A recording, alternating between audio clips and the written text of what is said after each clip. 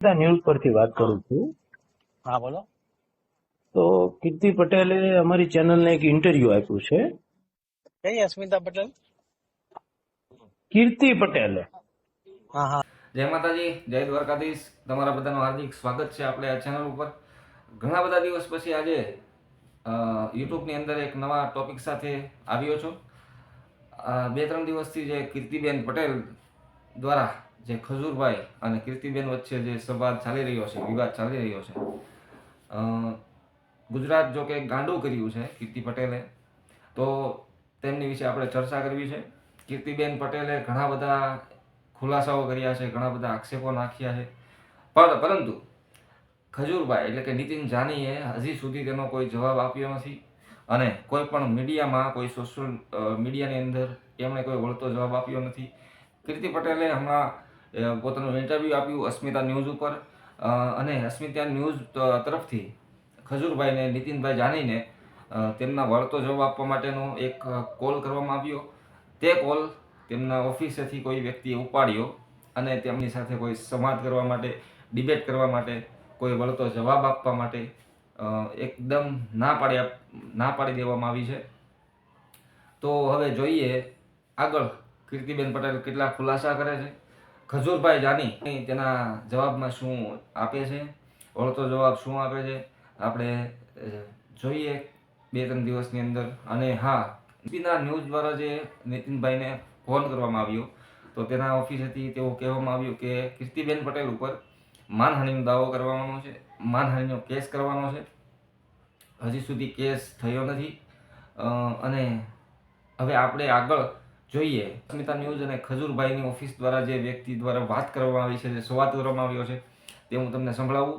અને કીર્તિ પટેલ આજે લાઈવ કરવાના છે, કાલે લાઈવ કરવાના છે, 3 દિવસે લાઈવ કરવાના છે. ધીરે ધીરે બધા ખુલાસાઓ કરતા જશે ખજૂરભાઈના, જે ગુજરાતના મસીહા જે સેવાનું કાર્ય કરી રહ્યા છે, બહુ સારી વાત છે. પરંતુ આવા બધા ખુલાસાઓ સામે આવી રહ્યા છે અને હજી આગળ જોઈએ શું આગળ ખુલાસા થાય છે. હવે આપણે સાંભળીએ તેમનું રેકોર્ડિંગ. હેલો, વાત કરો છો? તમને ઓફિસે બોલો. કોણ? અસ્મિતા ન્યૂઝ પરથી વાત કરું છું. હા બોલો. તો કીર્તિ પટેલે અમારી ચેનલને એક ઇન્ટરવ્યુ આપ્યું છે. કઈ અસ્મિતા પટેલ? કીર્તિ પટેલે. હા હા. કઈ ચેનલ ન્યૂઝ? અસ્મિતા ન્યૂઝ ચેનલ. હા હા. આ તમને ઓફિસનો નંબર છે, બોલો ને સાહેબ. તો એમના માટે એમનું રિએક્શન લેવું હતું, એટલા માટે ફોન કર્યો હતો. ના સાહેબ, હવે એવા જેનું લેવલ જ ન હોય એવા લોકોનું રિએક્શન કોણ આપે, તમે કહો તો સાહેબ.